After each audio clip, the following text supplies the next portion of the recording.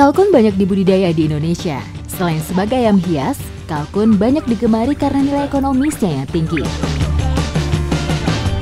Setiap pagi biasanya Pak Zani rutin melakukan kegiatan angon kalkun. Kalkunnya juga udah pada kumpul semua. Saya juga mau ikutan angon. Ikuti jejak saya, jejak petualang.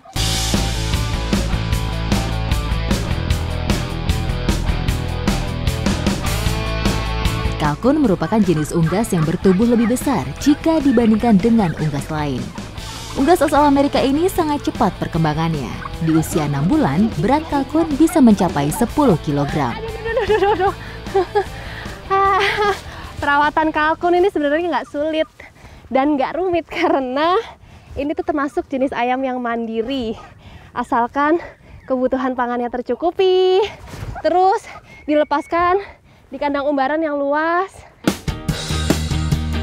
Untuk urusan pakan, kalkun merupakan binatang yang tidak selektif, jadi bisa diberikan berbagai jenis pakan. Meskipun mempunyai tubuh yang lebih besar dari burung, kalkun mampu terbang hingga jarak 90 meter. Jadi ini betinanya, ini jantannya ya Pak? Betul. Nih, bedain betina sama jantannya bisa dilihat. Pertama dari fisiknya. Kalau betina fisiknya lebih kecil, jantan lebih besar. Terus bisa juga dilihat dari coraknya. Yang jantan ini coraknya jauh lebih cantik dari betina, malah kebalik ya Pak.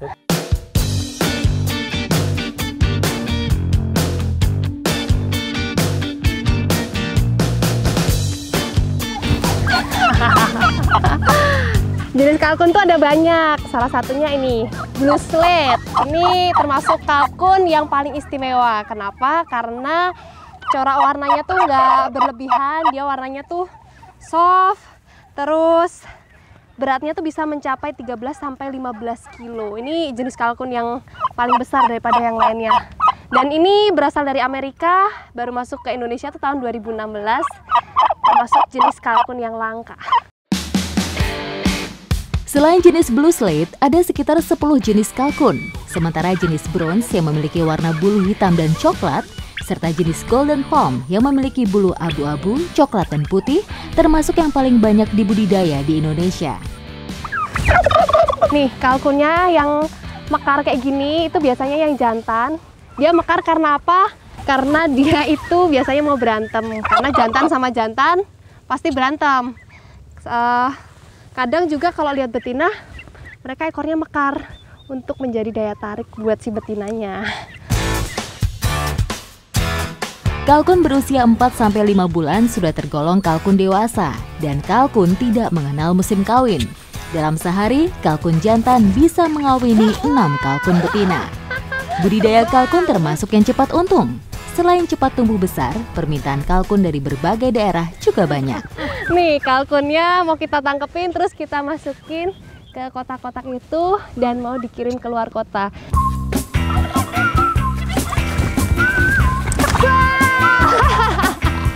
Terbang!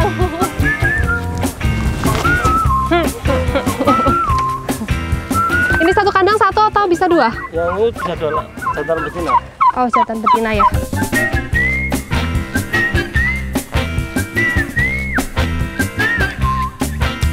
Oke, masukin sini ya Pak ya. Iya. Ini satu kandang bisa diisi 2-3 ekor kalkun. Aduh. Aduh, ini harus dipegang atas ya, kalau enggak dia mau terbang-terbang terus nih. Enggak terbang sih, mau kabur. Oh, biar duduk ya.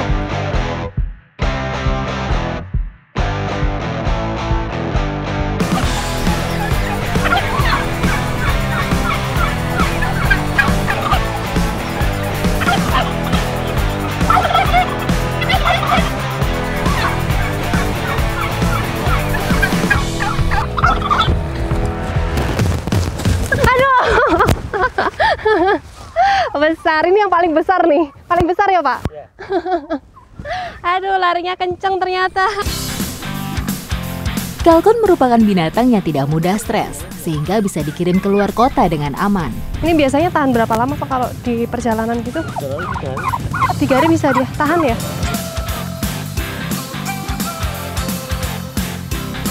Semua kalkun sudah masuk mobil dan siap untuk dikirim. Ya, jalan Pak. Oke, udah siap. Kalkunnya udah dimasukin ke dalam mobil angkutan dan siap dikirim ke luar kota. Ikuti jejak saya, jejak petualang.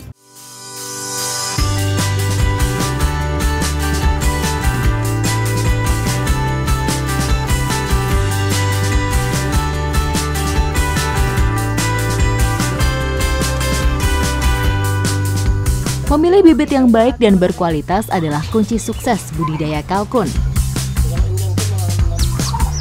Perawatan kalkun itu nggak sekedar cuma diumbar terus dikasih makan, tapi harus divaksin juga. Apalagi waktu musim hujan kayak gini tuh banyak wabah penyakitnya, Pak.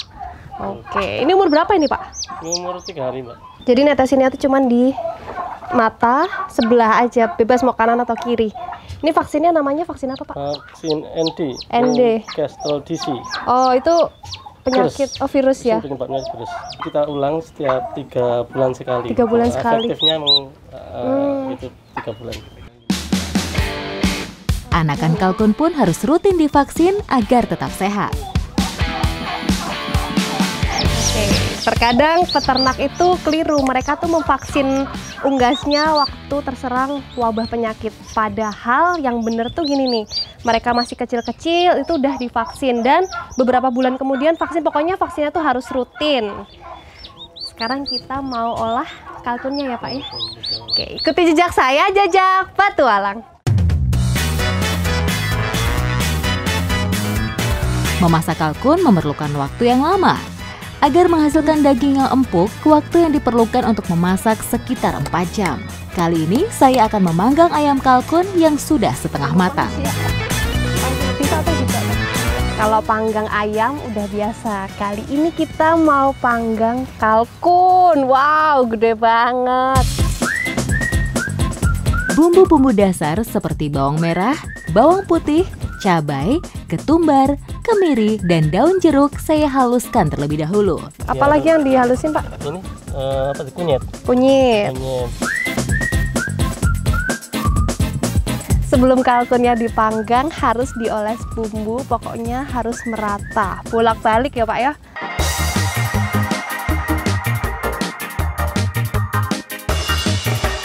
Memanggang kalkun harus hati-hati karena dagingnya yang besar. Ya, Pak. Kita panggang. Aduh. Hancur ya. Iya. Wow, udah mateng nih. Menggoda banget ya, Pak. Aromanya.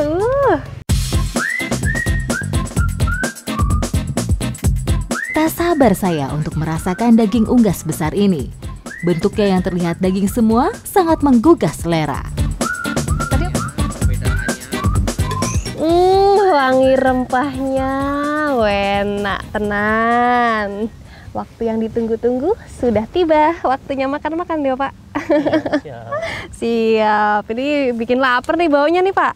Iya. Langsung cobain yuk. Cocol sama sambal kecap, Pak.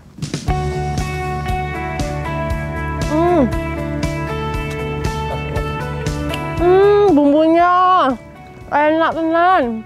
Enak ya, Mbak? Bumbu rempahnya tuh pas banget. Saya yang bumbuin tadi, Pak. Teksturnya itu mirip kayak ayam kampung, tapi daging kalkun ini jauh lebih lembut. Seratnya pun jauh lebih lembut daripada daging ayam dan lebih padat. Mengkonsumsi daging kalkun sangat baik bagi tubuh. Kandungan protein dan asam amino yang tinggi sangat bermanfaat untuk memenuhi kebutuhan protein harian kita. Ternyata daging kalkun ini selain rasanya yang enak tenan, dia itu rendah lemak, rendah kolesterol, tapi tinggi protein. Jadi cocok buat yang diet. Ikuti jejak saya, jejak petualang.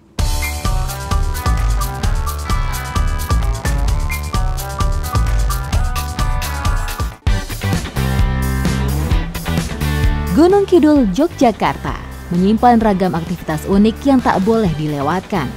Berada di pantai Laut Selatan, kali ini saya akan mencari binatang yang sering kita temui saat berada di pantai.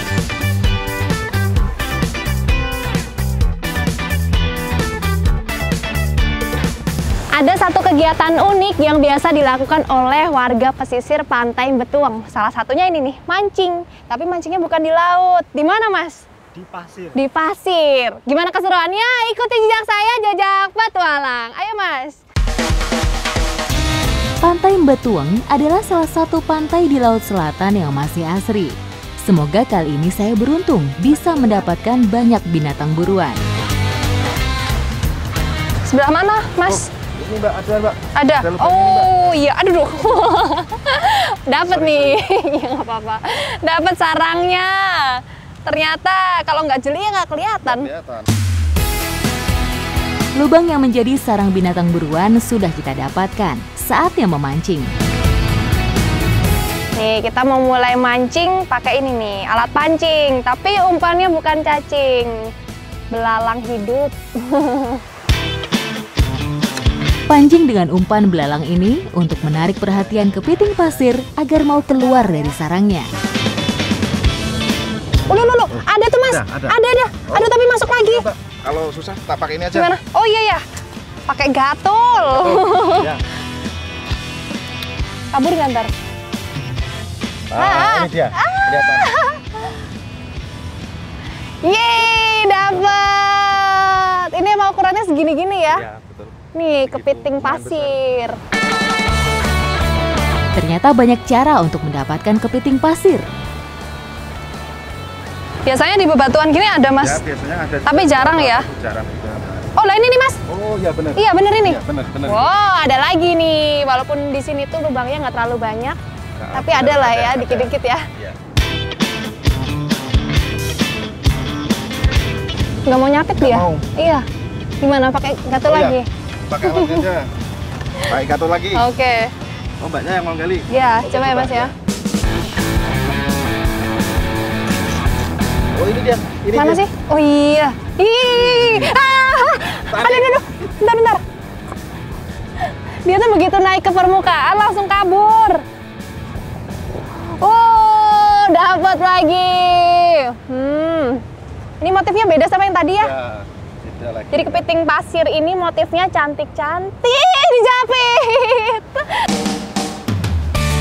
Yuyu kecil penghuni pantai berpasir ini persebarannya banyak kita jumpai di pantai-pantai beriklim tropis dan subtropis di seluruh dunia.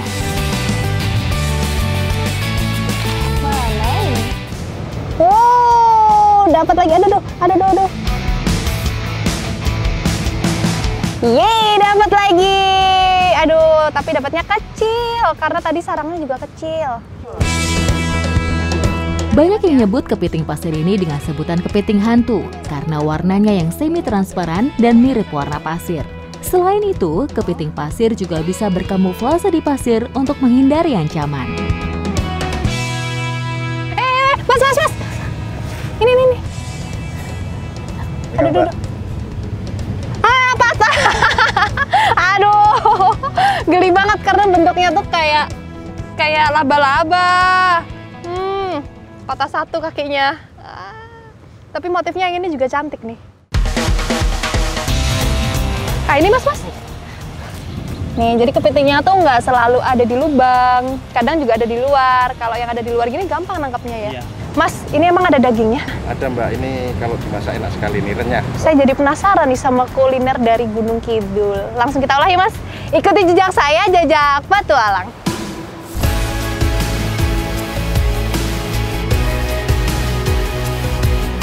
Meskipun tidak banyak dieksploitasi, namun di beberapa tempat seperti di Gunung Kidul, kepiting pasir ini sering dikonsumsi warga. Nih, kepitingnya mau kita olah jadi pelas kepiting pasir. Tapi yang kita olah kepitingnya aja, pasirnya jangan ya. Selain bumbu-bumbu seperti bawang merah, bawang putih, cabai, tomat, dan lengkuas, kelapa juga menjadi unsur yang penting dalam pembuatan pelas.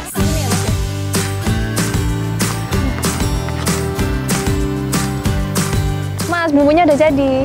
Ini udah? Udah. Oke. Mas, itu. Nih, yang nggak boleh lupa kalau masak pelas itu harus pakai parutan kelapa.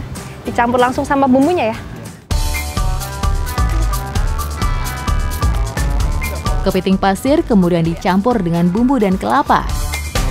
Setelah itu dibungkus dengan daun pisang. Udah mendidih? Udah. Nih, airnya udah mendidih, waktunya pelasnya dikukus. Ini berapa lama, Mas? 30 menit. Aroma wangi dari bumbu-bumbu dan kelapa yang dicampur dengan kepiting sudah mulai tercium. Ini kalau dari wanginya sih udah mateng kayaknya ya. Coba. Kita cek aja ya. Ya. Wah, udah berubah. Nih, warna daunnya udah berubah.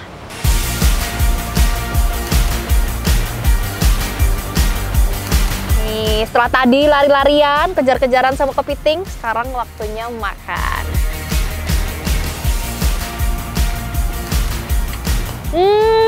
Enak tenan. Gurihnya pas, manisnya pas, pedesnya tuh juga. Sama halnya seperti kepiting lainnya, kepiting pasir ini juga memiliki kandungan nutrisi yang banyak untuk sumber energi. Kepiting pasir sangat cocok dikonsumsi untuk diet karena rendah kalori dan kaya akan protein. Tiap kali saya ke pantai, itu tuh selalu lihat kepiting pasir ini nih. Tapi saya baru tahu ternyata bisa diolah. Dan ketika kita bisa ngolah, itu tuh rasanya tuh jadi enak tenan. Ikuti jejak saya, jejak petualang.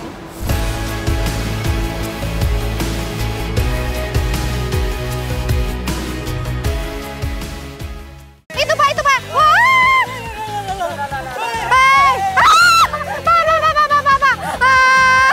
Pak, sakit Pak, kepatil Pak. Ini Pak dapat. Lepas.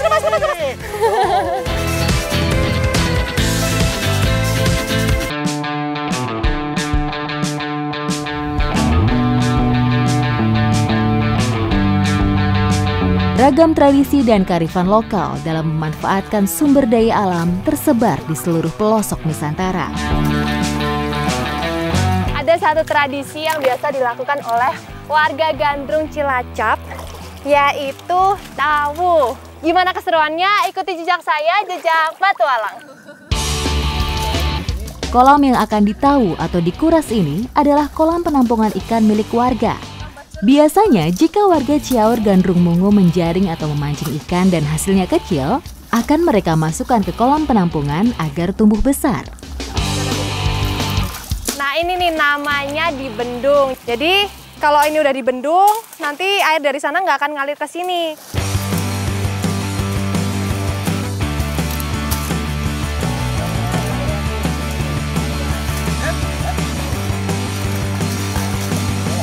Untuk membendungnya kita cuma pakai yang ada di sekitar kita. Ini ada daun kelapa, terus ada rumput-rumput, terus pakai lumpur yang ada di dasar air. Ketika ikan sudah mulai besar, warga yang menaruh ikan di kolam akan mengambilnya secara gotong royong.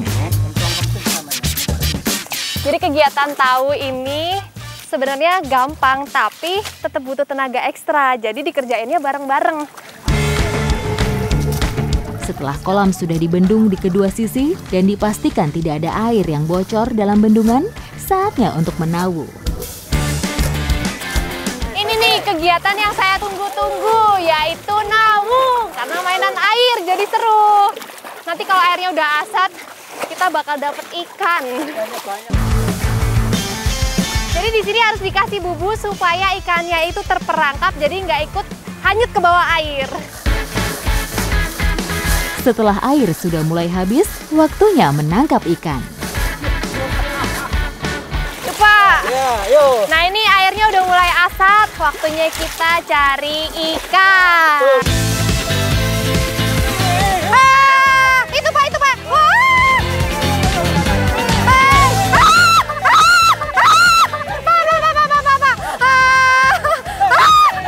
Pak, sakit Pak, kepatil Pak.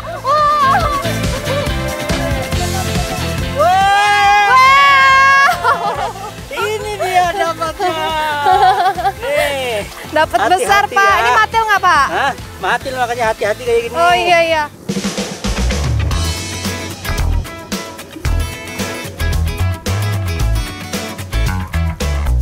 Ini Pak dapat. Lepas. Ya, licin banget. Dapat nih. Ini ikan apa Pak namanya? Ikan gabus. Ikan gabus kecil.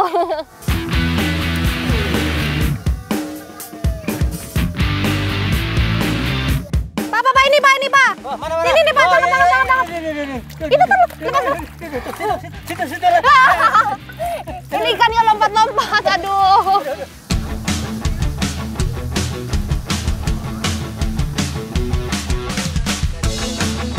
Ini cari ikannya tuh gampang, sebenarnya cuma pakai tangan aja terus diraba-raba, dirasa. Dirasain tuh kan ikannya lompat.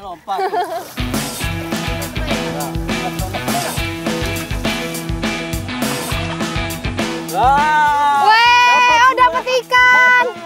Wih banyak Pak. Ini apa aja nih Pak? Ada lele ya? Ada lele, ada gabusnya.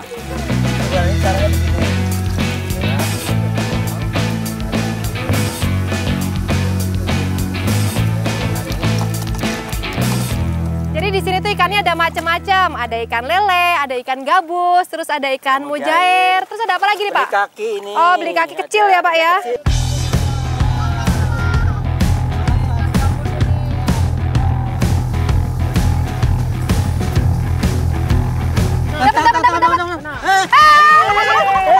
Lepas lagi, lepas. Dapat ikan gabus lagi. Ini ikan gabus, betul-betul ikan enggak? Oke, karena ikannya udah habis, sekarang kita akan olah. Ikuti jejak saya, jejak petualang.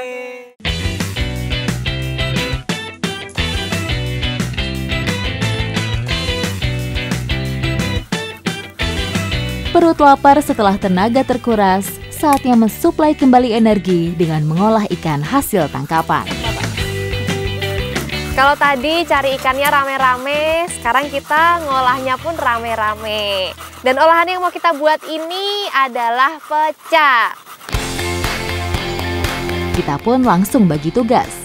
Bersama Pak Tuslim, saya membuat bumbu, sementara yang lainnya membakar ikan. Tak banyak bumbu yang digunakan untuk membuat pecak, hanya bawang merah, bawang putih, cabai dan kencur, serta santan. Lele dan gabus sangat pas untuk hidangan pecak kali ini. Tak butuh waktu lama, lele dan gabus bakarnya sudah matang.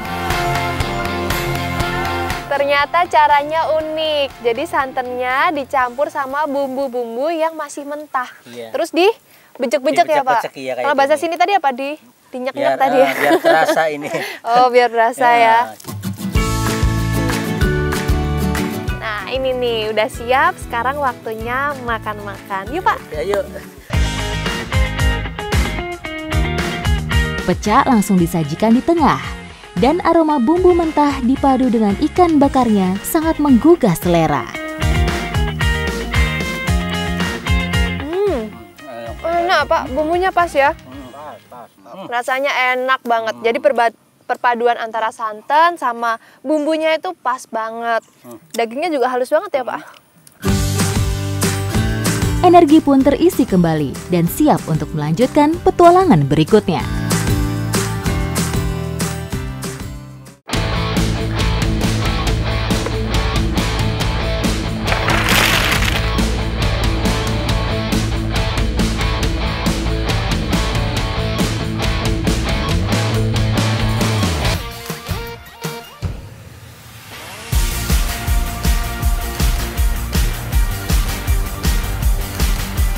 Petualangan di Cilacap, Jawa Tengah masih saya lanjutkan.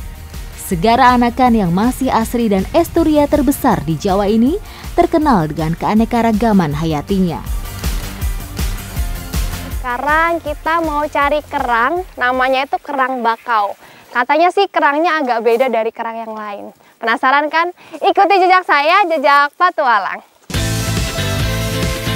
Sebagai tempat bertemunya berbagai sungai ini membuat Segara Anakan menyimpan banyak potensi yang bisa dimanfaatkan warga.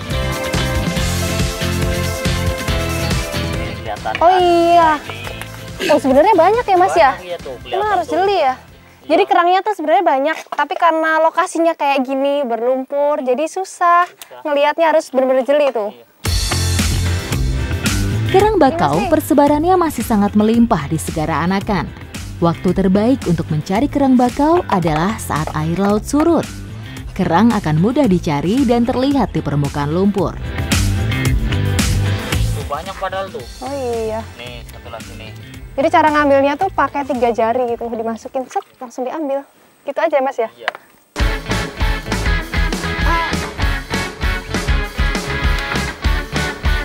Jadi kerang bakau ini adanya tuh selain di samping-samping pohon nipah, ada juga di samping-sampingnya pohon bakau.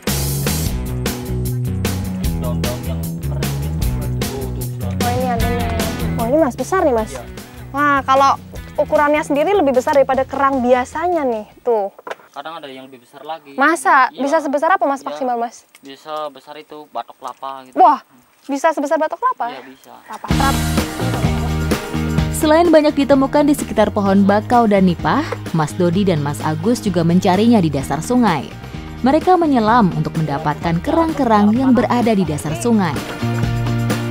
Nih, jadi kalau siang-siang gini paling enak cari kerangnya di air gini nih. Jadi sambil berenang ya mas ya. Meskipun masih melimpah, namun warga memanfaatkannya masih dengan cara bijak agar tidak punah. Hanya kerang-kerang besar saja yang mereka ambil. Oh, banyak ya mas ya. Aduh. Ini Mbak. Oke. Ini biasanya sehari dapat berapa banyak nih mas? Ya kadang 80 kilo. Wah, 80 kilo. 1 kuintal. Terus biasanya habis gini dibawa kemana nih mas? Dibawa ke Babagan itu di Babagan. tempat penampungan kerang. Oh, jadi penasaran nih mas. Yuk, ikuti jejak saya, jejak petualang.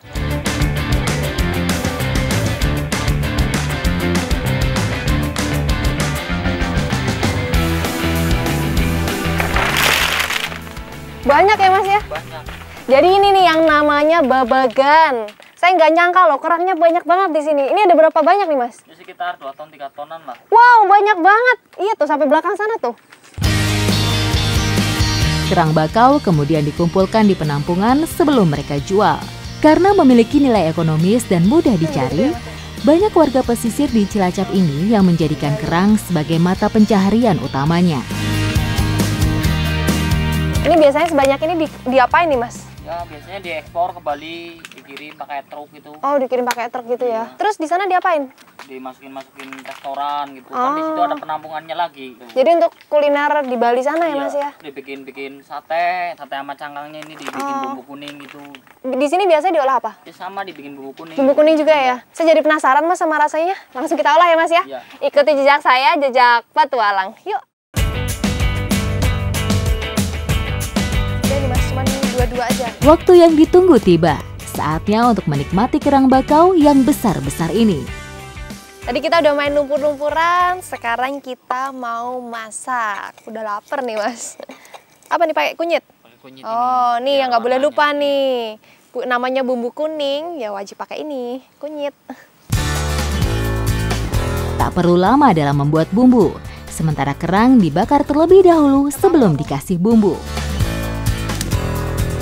Udah jadi belum mas baranya? Udah siap. Udah siap? Oke.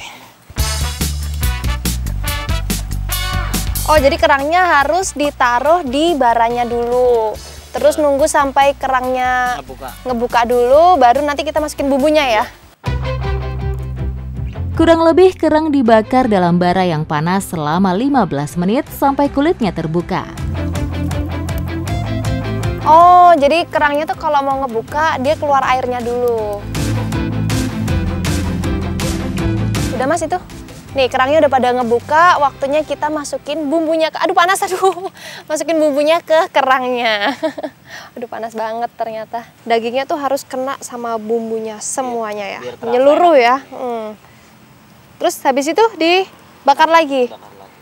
Oke, biar bumbunya ikut mateng. Nah, ini prosesnya tuh unik banget. Dia nggak perlu alat masak apa-apa, nggak perlu panci atau apapun itu, langsung pakai dari cangkangnya si kerang ini. Saya jadi penasaran nih mas sama rasanya, karena bumbunya tuh kental banget. Wah, enak banget. Aduh, pedes banget, pedes banget. Tapi teksturnya itu kenyal dan rasanya tuh sama kayak kerang pada umumnya, tapi ini jauh lebih enak. Kerang bakau mengandung kolesterol yang tinggi, sehingga tidak baik jika dikonsumsi secara berlebihan.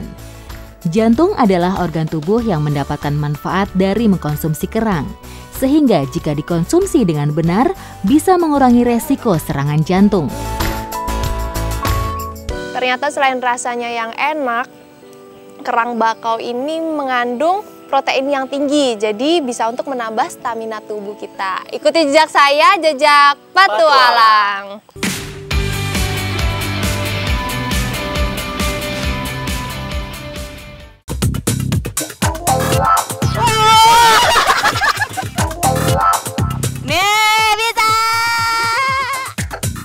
Besok di jam yang sama, jam 2 siang, waktunya bertualang. Nah, itu dia. Sarang semut rang-rang. Penyu belimbing. Penyu belimbing atau Dermocelis coriaceae. Kalau masyarakat di sini menyebutnya tabok. Ular laut karena warnanya hitam putih dan bersisik, sangat fleksibel ya, dia bisa ke tempat yang sempit sekalipun seperti ini.